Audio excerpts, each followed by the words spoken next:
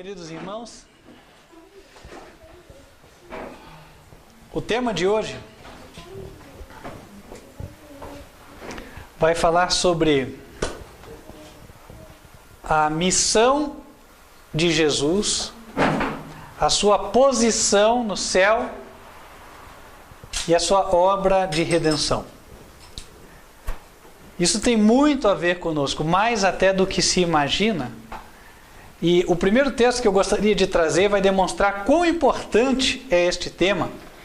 Este verso está em João, Evangelho de João, capítulo 3, versículo 18.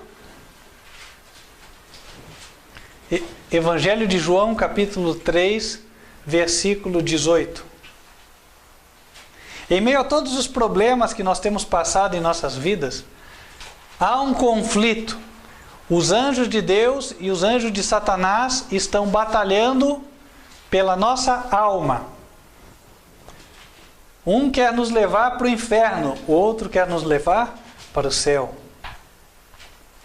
Um quer nos condenar, porque o inferno é a condenação da segunda morte. Outro nos salvar.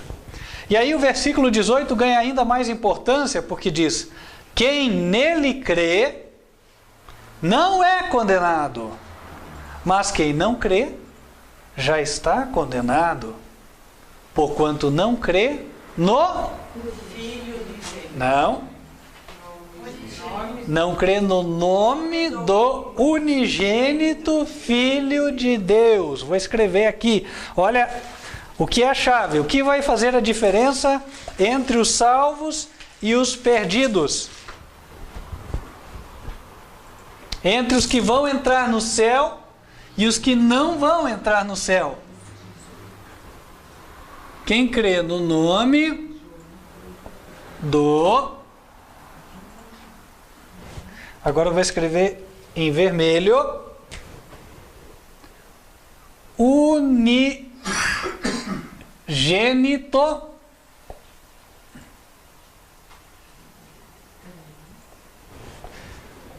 Filho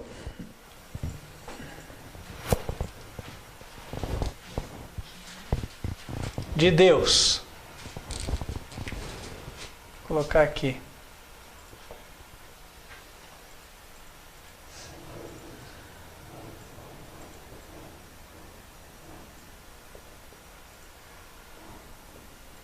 E vou escrever aqui em cima de novo.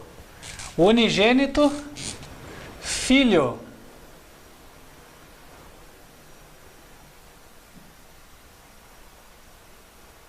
de...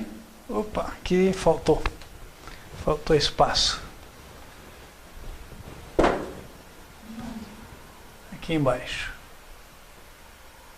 Filho de Deus. Está aqui.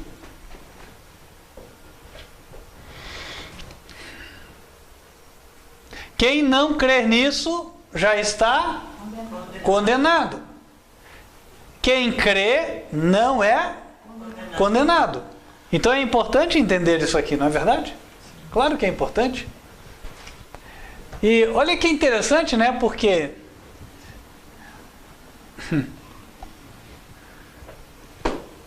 a maioria das pessoas, embora se digam cristãs, não crê no nome do unigênito Filho de Deus.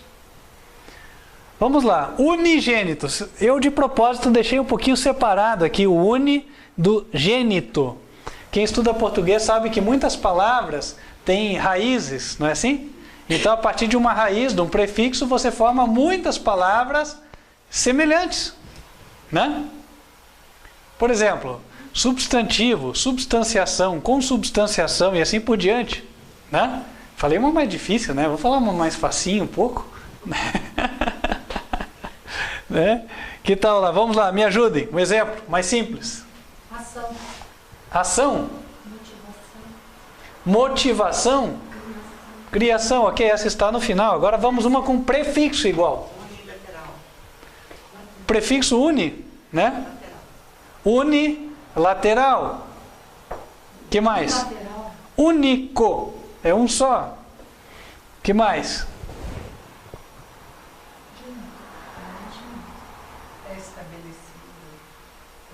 O pré, né? Esse pré vem muito, né? Universo. Universo. Único espaço dentro do qual nós vivemos. Ok? Né? Pré. Né? Prefigurado, ou seja, figurado antes. Pré-estabelecido, estabelecido antes. Preconceito, eu tinha um conceito anterior daquilo, não é assim? Prejulgar, julguei antes, né? Prefixado, eu fixei antes a taxa de juros, por exemplo, e assim por diante. Então, tem muitas palavras aqui no português que elas são divididas, por assim dizer, né? Elas vêm a partir de uma raiz e aí você explica tudo. A raiz sempre dá a mesma ideia e a segunda parte explica outra, né? A ideia do pré aqui foi bem concebida, né? Inclusive existe o pré-concebido também, tem mais essa, né? O pré, por exemplo, né? E o pré, e aí vai outras coisas aqui, né? Um exemplo, vou colocar um preconceito, boa, tá aqui, ó, preconceito. Isso aqui todo mundo entende, né? Ih, tem um preconceito contra aquela pessoa. Quer dizer, eu já tenho um conceito formado antes de conhecer aquela pessoa. Então vamos para unigênito. A palavra uni, ela transmite o senso do quê? Ela vem de único, certo? Então, único. Está aqui. Único. Único o quê? Gênito. Gênito, por exemplo, genitor. Quem são os genitores da criança? Quem são os pais da criança? O pai e a mãe, certo? Então, por que são genitores? Porque eles geraram a criança. Não é assim? Geraram a criança. Então, gênito vem de gerado. Tá vendo que aqui, ó? Eu não estou abrindo nenhum livro de teologia falando do reverendo, do teólogo, não sei das quantas. Nada a ver, irmãos. A Bíblia não foi feita assim. Quando Deus deu a palavra, não existia nenhum teólogo. O teólogo foi um conjunto de pessoas que se uniram mais tarde e eles resolveram dizer o seguinte, ó, nós vamos definir que esta palavra na Bíblia significa aquilo, aquela significa aquilo outro e tal, e a partir de hoje todo mundo tem que aprender isso aqui, se quiser ser considerado um mestre e um doutor. E aí virou titulação. Sabe por quê, meus irmãos? Todas as titulações, seja pós-graduado, mestre, doutor, elas foram criadas pelo homem, elas não existiam, né? E em grande parte das vezes, elas servem mais para exaltar o ego do homem do que meramente para demonstrar que ele é conhecedor de alguma coisa. Não é verdade? Tanto que eu vi outro dia, né, uma crítica até ao próprio Brasil. Saíram tantas universidades de ensino superior, tem gente que mal sabe escrever o português e está ganhando o título de doutor. Doutor, ou doutor, né? Então, por que está acontecendo isso? Ora, porque o homem estabelece algumas coisas, ele fala, não, quem chegar até aqui é doutor, né? Entendem? Mas não é por isso que ele saiba mais do que o outro. Então são coisas assim que a gente tem que entender. E na Bíblia, meus queridos irmãos, muito mais ainda, porque é um risco muito grande nós colocarmos a nossa salvação a cargo de outra pessoa, deixar que outra interprete a Bíblia por nós. Isso é um grande erro. Até porque se ele interpretar errado, perde-se ele e eu, né? Lembra que Jesus falou do cego guiando o cego? Ambos cairão no barranco. Então vamos lá. Único, faltou acento no U, gerado. Está aqui. Crê no nome do único gerado Filho de Deus.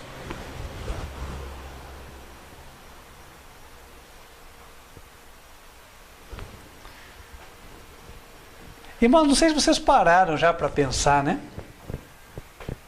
Por que Deus quer que a gente creia no nome do único gerado Filho de Deus? Existe uma razão, Deus não faz nada por acaso.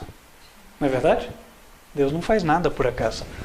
Então vamos lá, vamos trabalhar com isso aqui. Único gerado quer dizer que Jesus foi gerado de Deus. Mas nenhum outro foi gerado de Deus como ele foi. Certo? Nós podemos, a Bíblia fala de nós sermos gerados espiritualmente. Né? Isso quer dizer que o nosso coração foi renovado. Nós éramos ímpios, passamos agora a andar como justos. Certo? O homem mau começa a agir como uma pessoa boa. Agora, aqui, a Bíblia demonstra que Jesus foi gerado de uma outra forma. Jesus foi gerado a partir do corpo do seu Pai. O próprio corpo de Jesus era semelhante ao do Pai. Filipenses, capítulo 2, versículo 5. O que diz lá? Vamos ver? Filipenses, capítulo 2. De sorte que haja em vós o mesmo sentimento que houve também em Cristo Jesus, que sendo em forma de Deus, forma, pensa numa forma de bolo, né? Forma, a mesma forma de Deus, Jesus tinha. É como se Deus pudesse olhar para Jesus e falar assim: Senhor, meu filho, tu és como eu, como osso dos meus ossos, carne da minha carne. Mesma coisa que Adão, pôde dizer para Eva. Então, Jesus era feito da mesma substância de Deus. A Bíblia não revela qual era, mas ele era feito dessa substância aí. Ele era o único gerado filho de Deus. E ele recebe um nome. Está aqui o nome, ó. Certo?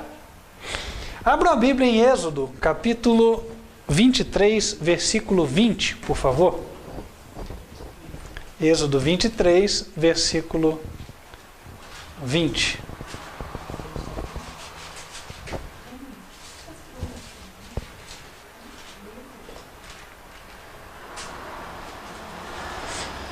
Deus fala para Moisés: eis que eu envio um anjo diante de ti, para que te guarde neste caminho e te leve ao lugar que te tenho aparelhado. Guarda-te diante dele, ouve a sua voz, e não o provoques a ira, porque não perdoará a vossa rebelião, porque o meu nome está nele. O nome de quem estava no filho? O nome de Deus. Ah, então o filho é Deus. Calma, o nome de Deus é Deus? O nome de Deus é Deus? Faz sentido isso? Não. O nome de Deus não é Deus. O nome de Deus é outro. Abram lá em Êxodo 34. Aí que as pessoas se confundem, entendem? O nome de Deus não é Deus. O nome de Deus é outro, Jeová. Está aqui, ó. Êxodo 34, versículo 5. E o Senhor, com todas as maiúsculas, que é a tradução do original, que hoje se fala Jeová, é um tetragrama, Yuv, Vav, Rei, Vav, letrinhas hebraicas, não tem nada, não tem que decorar isso aí.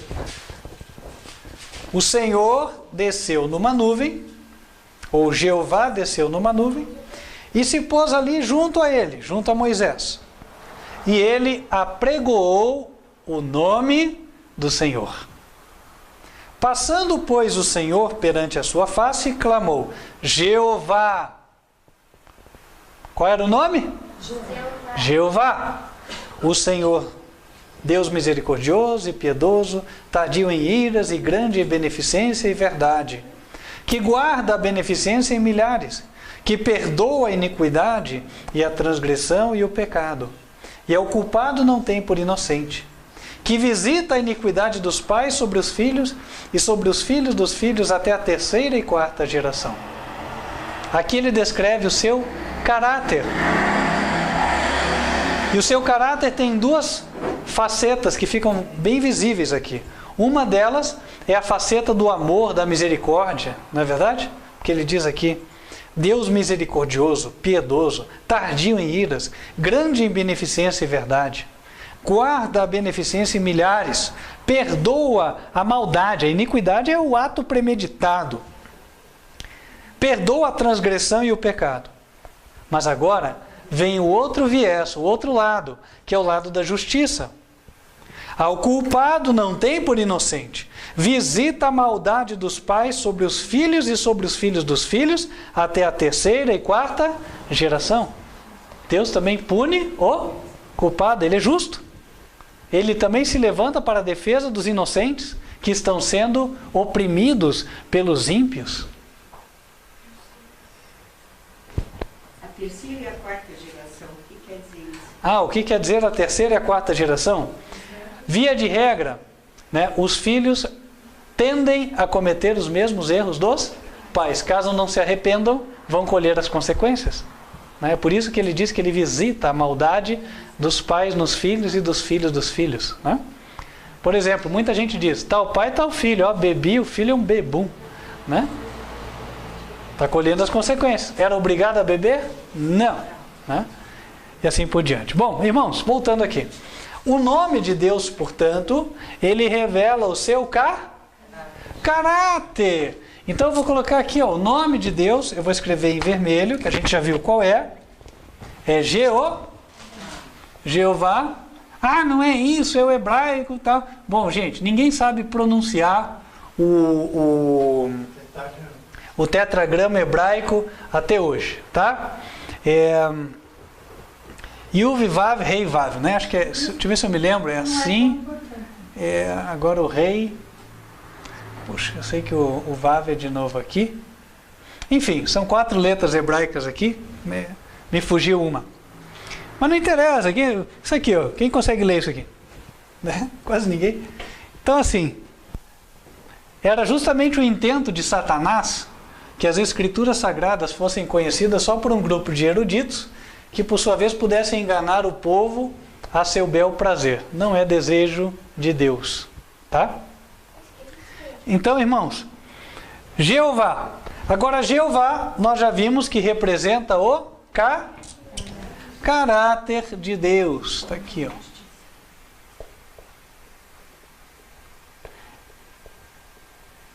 Que, por sua vez, ele tem 2 vieses, né? Ele tem o viés do amor, que muita gente fala, mas também tem o viés da justiça. Então, não abuse.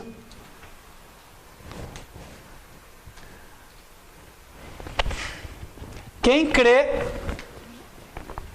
vou colocar aqui, né?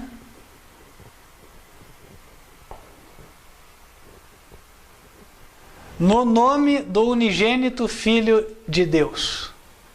Isso quer dizer, o único gerado Filho de Deus, Jesus Cristo, tem um caráter igual ao do Pai. E ele revela o caráter do Pai para nós. O único Filho de Deus, ele tem o caráter de Deus, porém não é Deus. O que ele é? Está aqui, o único gerado Filho de Deus. Muita gente confunde o seguinte. É claro que Jesus é coberto de majestade no céu. Assim como um príncipe da terra é coberto de majestade. Onde moram os príncipes? No palácio. Eles têm muitas pessoas a seu serviço. E quando você comparece diante de um príncipe, necessário é que você preste homenagem. Não é assim? Agora, se já fazemos isso para os príncipes da terra, quanto mais para o príncipe do céu. Portanto, o príncipe do céu, por ordem do rei e por posição, ele recebe a adoração dos anjos e também de todas as criaturas. Ele teve o privilégio de participar da obra de criação junto com o seu pai.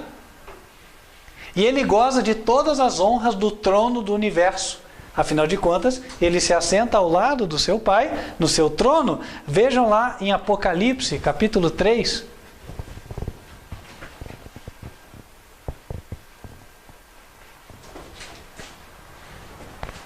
Apocalipse, capítulo 3, versículo 21. Ali Jesus fala. Apocalipse 3, versículo 21. Ao que vencer, lhe concederei que se assente comigo no meu trono, assim como eu venci e me assentei com meu Pai no seu trono. É interessante que ele não fala meu trono. Jesus não disse eu tenho meu trono no céu. Jesus disse que ele se assentou no trono do seu Pai. Isso quer dizer, ele partilha das honras do trono do seu Pai, como filho.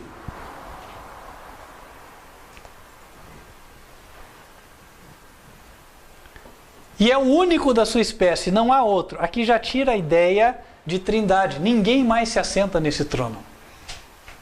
Ele é o único.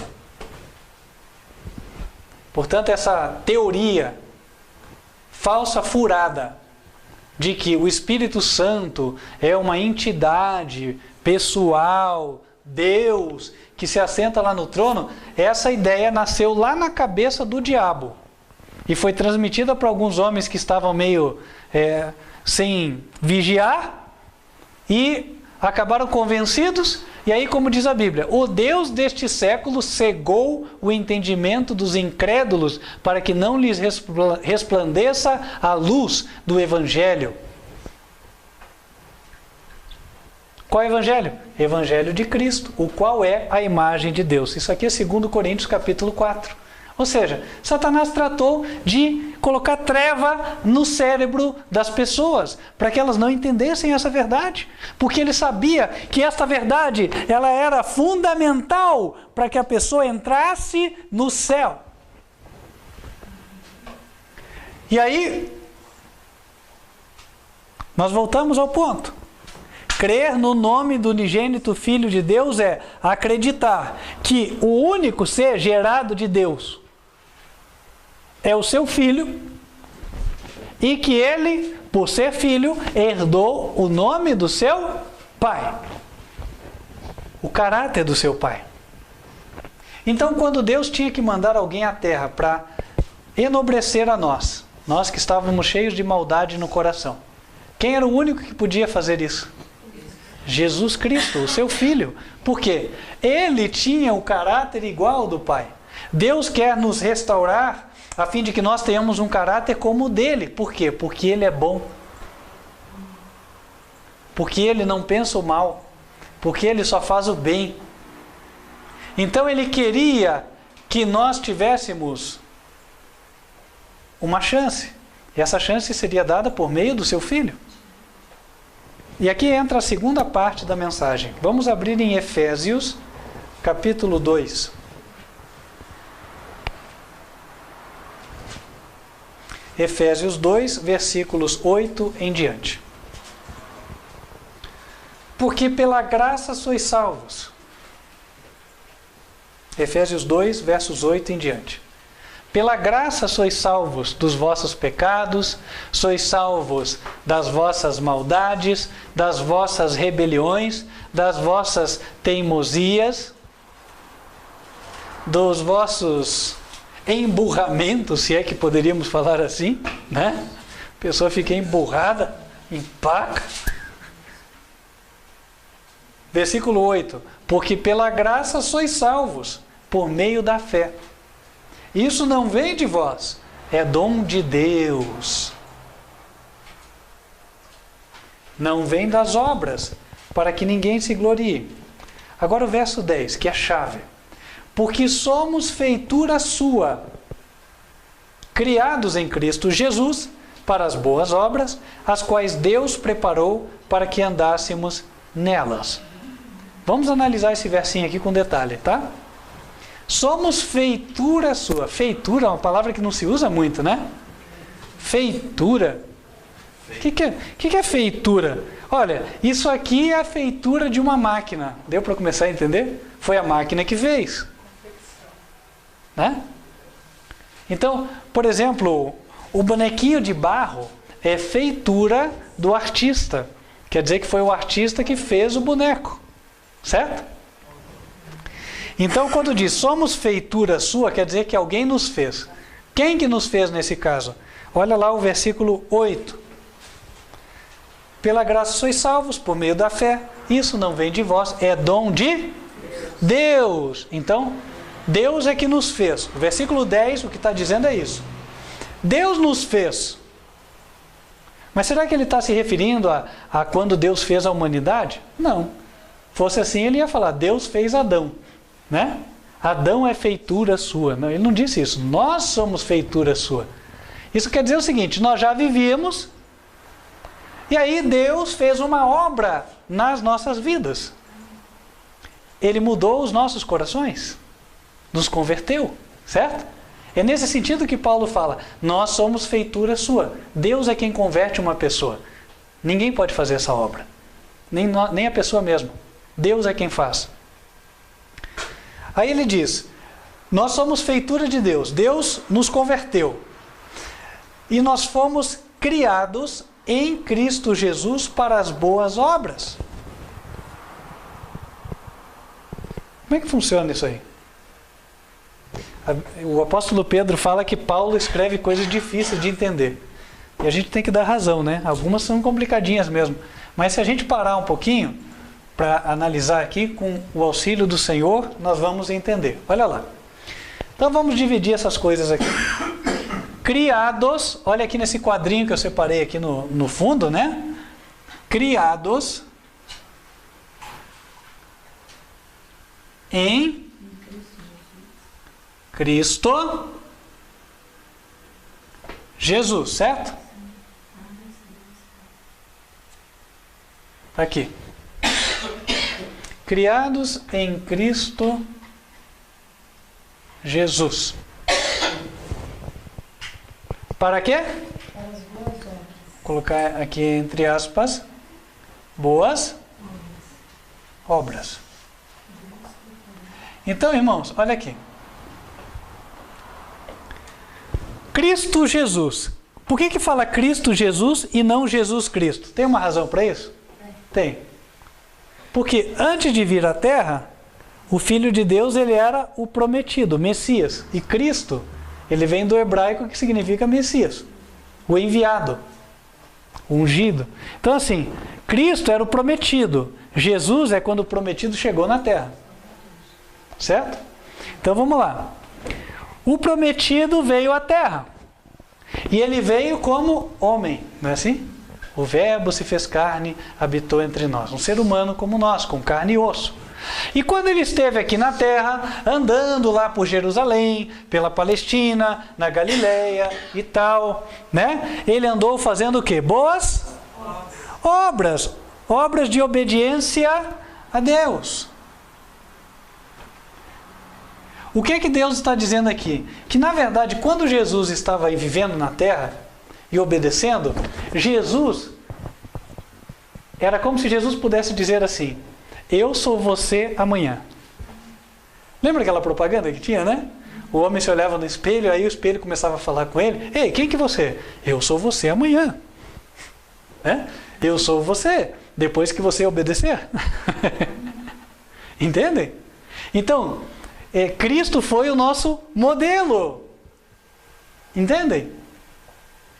Foi ele quem marcou as pisadas do caminho, e agora o que nós temos que fazer é colocar os pés nos mesmos lugares. Né? Eu vou seguindo ali. Sabe quando você anda por um rio que tem assim, cachoeiras? Aí como é que é o rio? Tem aquelas pedras assim redondas, né? Quem já andou por esse tipo de rio? Quase todo mundo, né? E aí o que acontece? Existe aquela espécie de segue-mestre, né? Tem alguém que sempre é mais ousadinho, que vai na frente e já vai vendo qual que é a pedra melhor para pisar, pisa aqui, pisa ali, pisa ali, pisa ali. E os outros o que vão fazendo? Seguindo, né? Mesma coisa, tá, pisando nas mesmas pedras. Então fica uma trilhazinha.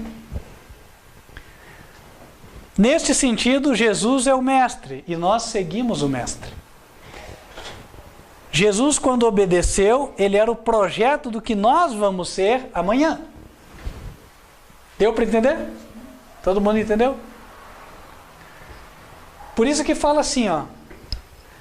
Nós fomos criados em Cristo Jesus. Criado é projetados. Deus fez um projeto. O projeto é que nós nos convertêssemos em pessoas semelhantes a Jesus. Que nem quando você passa aqui e vê o Museu do Olho, né? O que você fala? Ah, é o museu de quem? Do Oscar Niemeyer. Foi ele quem construiu? Não, mas ele fez o projeto. Né? E aí ficou conhecido, olha, o Museu do Oscar Niemeyer. Então, nós somos o projeto de Deus. Entende? Mas o projeto de Deus não é nós hoje. É nós daqui a alguns anos, andando igual Jesus andou. Entende? Por isso que diz assim, ó, Deus, as boas obras, as quais Deus preparou para que andássemos nelas. Em Jesus, Deus preparou as pegadas para que eu botasse os pés nos mesmos lugares. Isso só seria possível se Jesus pudesse ser 100% o meu exemplo. Então, vamos considerar, como a maioria dos cristãos consideram, Cristo Deus Filho. Então, Deus Filho veio na Terra, Ele era Deus, mas a sua divindade ficou aqui guardada num saco invisível do lado dele, certo? E Ele andava na Terra dizendo, eu de mim mesmo não posso fazer nada. Oh, santa hipocrisia. Não é verdade? Porque Ele podia ou não podia? Se Ele era Deus Filho, Deus tem alguma coisa que Ele não possa? Para Deus nada é impossível. Então como é que Ele dizia? Eu de mim mesmo não posso fazer nada. Ele seria um hipócrita. Está errado. Certo? O Filho de si mesmo não pode fazer coisa alguma. Foi o que Ele disse. Evangelho de João, capítulo 5. Certo? Versículo 19.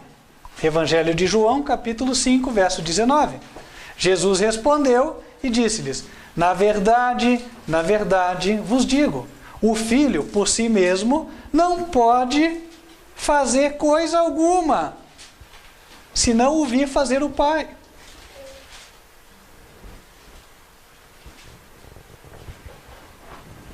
E aí outra coisa, né? Vamos supor, voltando ao exemplo lá, do que a maioria dos cristãos creem. Está lá Jesus, com o saquinho aqui onde Ele guardou a sua divindade, né? Porque Ele era Deus Filho, segundo o que acreditam. E aí Ele está andando, né? E aí, acontece que Ele é tentado pelo diabo. O diabo vem e começa na cabeça dele, né? 40 dias sem comer, e Ele está... Aí Ele pega e vence o diabo. O que o diabo vai falar? Também? Quem que pode contra Deus? Aí não dá, né? Ô senhor, você tem que fazer uma batalha igual desse jeito aí, também até eu ia vencer. Não é assim? Irmãos, nós que temos uma mente desse tamanhozinho, muito inferior do diabo, já conseguimos entender isso aí? Imagina o diabo, era dar o prato cheio para ele acusar. Jesus vir aqui como Deus, certo? Era para acusar fácil. E aí o plano da redenção, ele ia falar assim, só para o inglês ver. Tipo assim, só por se eu fazer uma maquiagem e dizer que houve uma batalha e tal, mas eu já sabia desde o começo que eu não podia ganhar. Um teatro, né? Como acontece hoje, né? Como é que é? Operação, não sei o quê, instaura a CPI, julga, julga, julga. Não sai do lugar, fica por isso mesmo. Não é assim? Irmãos, Deus não é assim. Então, irmãos, quando Jesus veio, se Ele veio para ser o nosso exemplo, é para ser o nosso exemplo de verdade. Algum de nós tem uma sacolinha aqui, onde ele tem a divindade, que a qualquer momento que ele precisar, ele pode se servir dela, e aí tirar os poderes mágicos, abracadabra, e resolver todas as suas situações da vida, é assim? Né?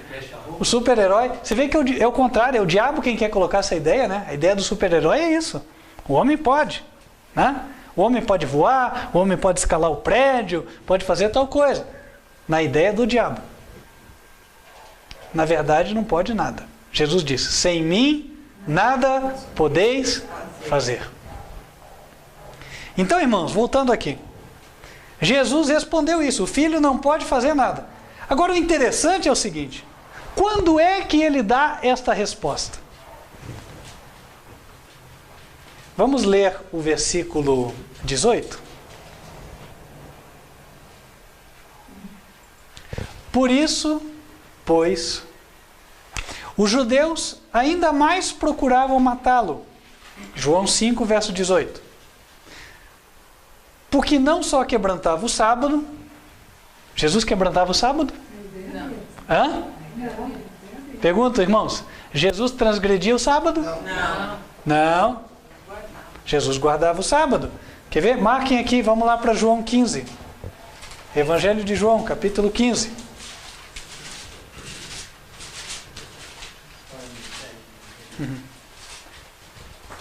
Evangelho de João, capítulo 15, verso 10. Se guardardes os meus mandamentos, permanecereis no meu amor.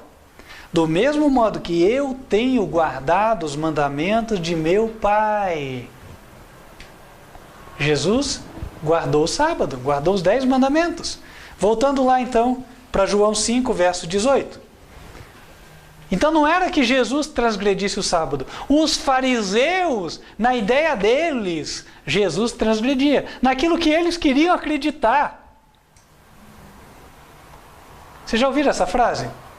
A pessoa acredita no que ela quiser, mesmo que seja mentira.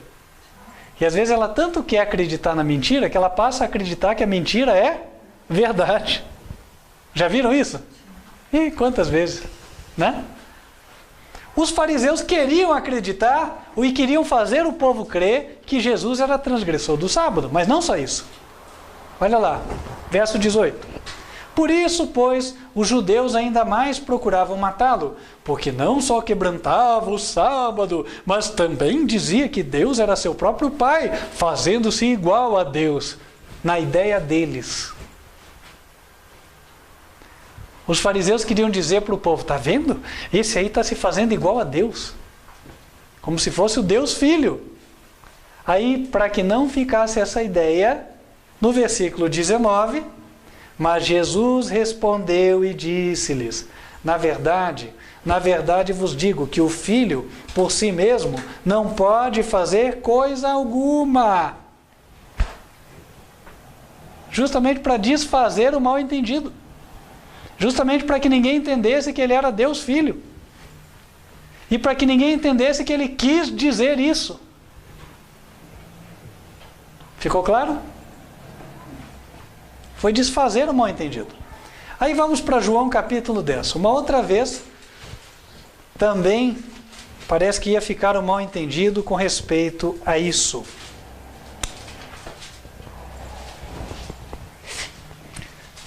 A partir do versículo 27, João 10, verso 27.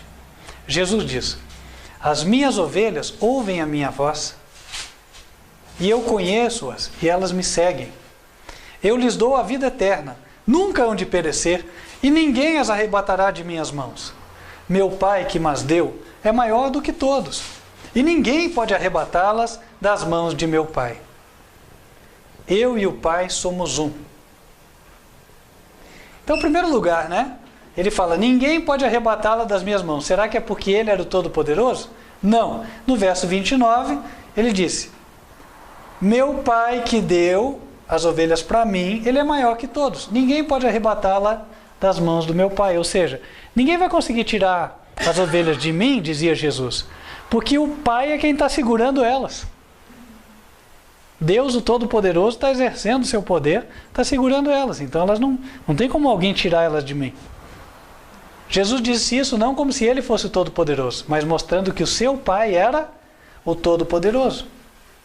O que acontece é, o que Jesus fazia e falava, Deus carimbava, endossava.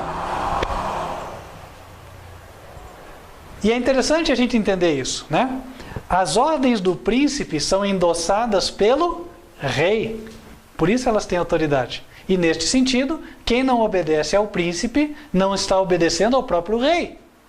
Portanto, é traidor do reino. Quem não obedece a Jesus não está obedecendo o próprio Deus.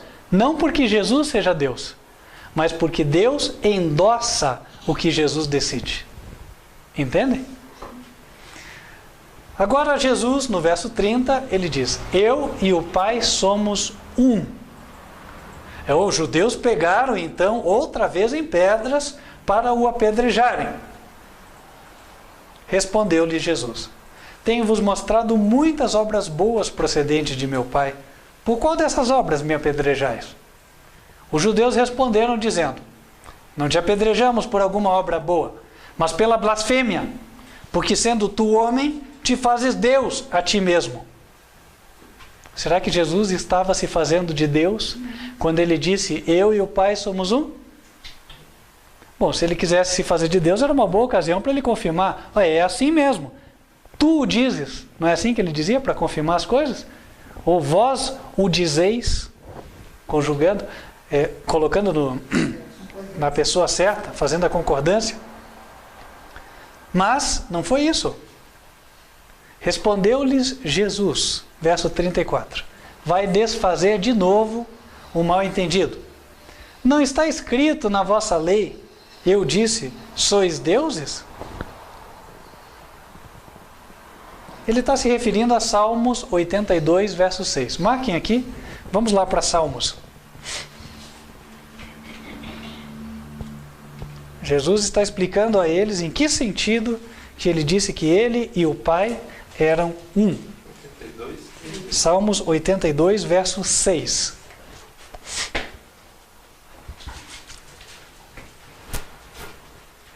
Salmos 82, versículo 6. Eu disse, vós sois deuses, e vós outros sois todos filhos do Altíssimo. Todavia, como homens morrereis, e caireis como qualquer dos príncipes. Homens são chamados de deuses. O que quer dizer isso? Pertencem à família. Nós somos adotados por Deus quando a gente se converte. Não é assim? Nós somos chamados filhos de Deus. Quem aqui é filho de Deus? Deixa eu ver as mãos. Amém, glória a Deus. Então vós sois deuses. Todos vós sois filhos do Altíssimo. E Jesus, para não ficar nenhum mal entendido, quando os judeus disseram para Jesus, você está se fazendo de Deus, ele falou, peraí, mas não diz na Bíblia, vós sois deuses? Vocês também? Quem é filho de Deus? Faz parte da família divina, este é o sentido. Eu estou dizendo que eu sou da família divina. Isso quer dizer, eu estou em harmonia com o pensamento do meu Pai, eu concordo com o que ele faz. João 10, versículo 34. Respondeu-lhes Jesus, não está escrito na vossa lei, eu disse, sois deuses? Pois se a lei chamou deuses àqueles a quem a palavra de Deus foi dirigida, quem recebeu a pregação do Evangelho, a lei chamou eles de deuses. E a Escritura não pode ser anulada, versículo 36, àquele a quem o Pai santificou e enviou ao mundo, vós dizeis, blasfemas, porque disse, sou filho de Deus? Ora, Jesus era membro da família divina ou não era? Com muito mais direito. É isso que ele está dizendo. Ora, se eu que vim do céu, Deus me santificou antes de eu vir à terra, eu era o filho unigênito de Deus, o príncipe, eu vim até a terra, eu não sou parte da família? Olha o que vocês estão dizendo. Né? E ele falou, vocês estão dizendo que eu blasfemo porque eu disse que sou filho de Deus? Ninguém melhor do que ele mesmo para dizer quem ele é. Não é verdade, irmãos? Por exemplo, eu quero saber quem é a irmã aqui ou o irmão aqui. A quem eu devo perguntar? Melhor perguntar para a própria pessoa. Senhor Jesus, quem tu és? Eu disse, sou filho de Deus. Preciso de mais respostas? Entendem? Quem é você? Eu sou Jairo Carvalho. Precisa de mais respostas? Entendem? Versículo 37. Se não faço as obras de meu Pai, não me acrediteis. Mas se as faço, e não credes em mim, credes nas obras, para que conheçais e acrediteis que o Pai está em mim. Agora falando das obras de Jesus. Jesus fez muitas boas obras, não fez? Agora, esses milagres que Jesus fez por qual poder? Será que saía um poder das suas mãos, assim, os raios? Aí curava o leproso, era assim? Não. Abram lá no Evangelho de João, capítulo 14.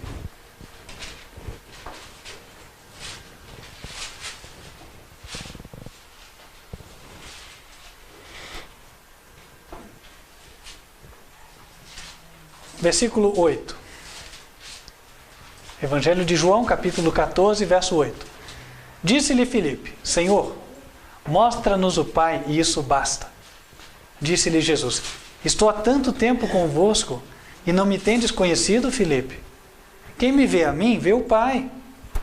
E como dizes tu, mostra-nos o Pai? Não crês tu que eu estou no Pai e que o Pai está em mim? As palavras que eu vos digo, não as digo de mim mesmo, mas o Pai que está em mim é quem faz as obras. Quem é que fazia os milagres? Deus. Deus, o Pai.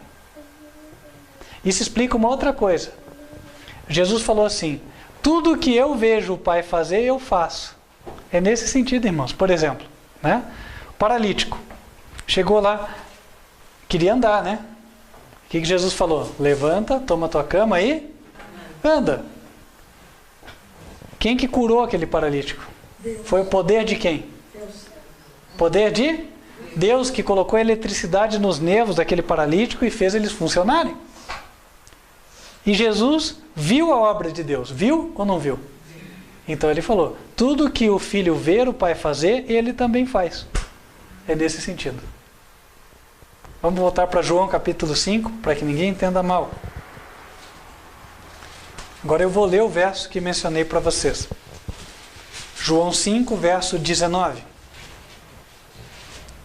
Mas Jesus respondeu e disse-lhes: na verdade vos digo que o Filho, por si mesmo, não pode fazer coisa alguma, se não o vir fazer o Pai, se ele não vê o Pai fazer. Porque tudo quanto ele faz, o Pai faz, o Filho o faz igualmente. Porque o Pai ama o Filho e mostra-lhe tudo o que faz. Deu para entender? Deus mostrava para Jesus tudo o que ele fazia. Por exemplo, Jesus disse para a tempestade: acalma-te, aquieta-te. Deus acalmou a tempestade e os olhos de Jesus contemplaram a obra de Deus. Não foi assim? Assim também foi na criação. Não dizia que quando ele compunha os fundamentos da terra, ali estava eu era o seu aluno e eu me deliciava, disse Jesus. Eu estava contente de ver Deus fazendo essas coisas pelo seu poder. Jesus era o verbo que pronunciava as palavras, haja luz, né? Mas o poder era de quem? Do Pai. No princípio era o verbo. Quem era o verbo? Jesus. Então, o verbo dá a ideia de alguém que verbaliza, fala. Quem pronunciava? Quem era o porta-voz, o arauto de Deus? Jesus. Hã? Agora, quem fazia acontecer? Deus. Quem tem o abracadabra? O que é abracadabra? Faça-se pelo poder da palavra. Por isso que é errado. Feitiçaria é um pecado, é contra Deus. Mágica é pecado, é contra Deus. Mágico diz abracadabra, faça-se pelo poder da palavra. A pessoa está se colocando no lugar de Deus. E ainda está enganando os outros, porque ele não está fazendo nada. Na verdade, ele está fazendo uma ilusão ali, né? Para as pessoas pensarem que a partir de 3 bolas ele criou a 4ª, quando na verdade saiu só a metade, a casquinha de uma metade ele jogou no outro dedo, né? Então, irmãos, Deus é o Todo-Poderoso. Vocês vão ver que a Bíblia somente menciona Deus como Todo-Poderoso. Nunca fala de Cristo como Todo-Poderoso. Jamais. Outra coisa que é interessante. A palavra Deus, como a gente viu lá em Salmos 82, Deus, ela traz o conceito de família divina. Por isso que nós somos deuses. Nós não somos os todos poderosos. Nós somos membros da família. Faz sentido? Concordam? Estão de acordo? Vós sois deuses, vós sois filhos do Altíssimo, vós sois membros da família. Agora, o nome de Deus, Jeová,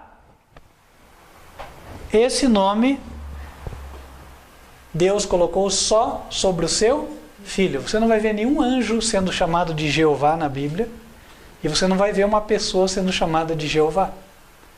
Deus quer que o nome dele, no sentido pleno, ainda esteja sobre nós. O dia que nós venhamos a ter um caráter igual ao de Deus, então será justo olhar para algum de nós e falar Jeová. Mas hoje em dia, nós temos uma semelhança com Jeová. Mas dizer que nós somos Jeová seria muita presunção. Não é verdade? Bom é um só, que é Deus. Entendem a diferença? Então Jesus é único no sentido de que ele tem o nome Jeová, está sobre ele. Tem o caráter igual ao de Deus. A nossa meta é chegarmos aqui. Temos um caráter igual ao dele, para que um dia possa se dizer a nosso respeito Jeová. Até se Lúcifer, o diabo, tivesse querido mesmo ser igual a Deus, isso não seria um pecado. Porque querer ser igual a Deus, verdadeiramente, é querer ter o seu caráter. Isso enobrece a pessoa. Entendem? O problema é que Lúcifer não queria o caráter de Deus. Ele só queria o poder para ser um tirano despótico e ditatorial. E toda pessoa que segue a ele, converte os seus liderados em oprimidos. Hitler, Nero, tem tantos aí, né?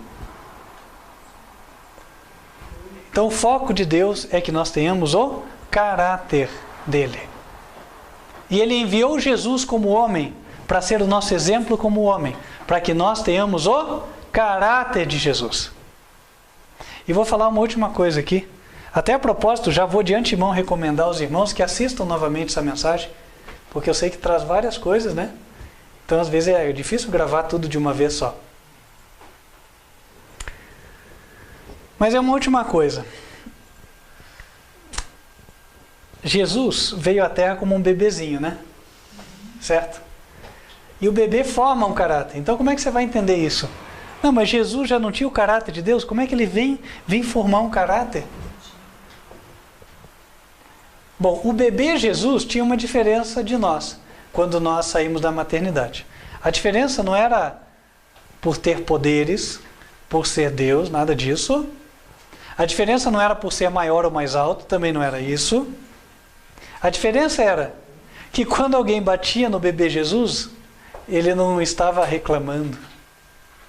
A primeira palavrinha que Jesus aprendeu, ou a segunda, a terceira, não foi, me dá, é meu. Entendem? Jesus dava, era um bebê bonzinho. Muito paciente, não era irritado. Por quê? Obviamente, né? Ele era lá em cima santo. Não era assim? Lá em cima ele era santo. Então, ele nasce... Vou fazer o último quadrinho aqui.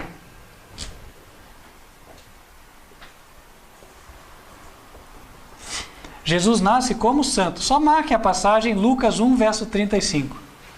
O ente santo que há de nascer. Algum de nós já nasceu santo como Jesus? Hã? Quem aqui, quando foi criancinha, falava, não, pode ficar, pode ficar. Nunca reclamava, é meu, é meu. Mãe, ele tomou. Né? Então, Jesus nasceu como um santo, mas era uma criancinha santa. Ele tinha que aprender. Quem que ensinava ele? José, Maria. Só que ele rapidamente entendia o que era certo e o que era errado. E ele tomava posição do lado do certo, como uma criança. Mas uma criança que fazia certo. E então, como santo ele nasceu. Porém, como uma criança que cresceu, ele desenvolveu um caráter. Caráter perfeito como homem.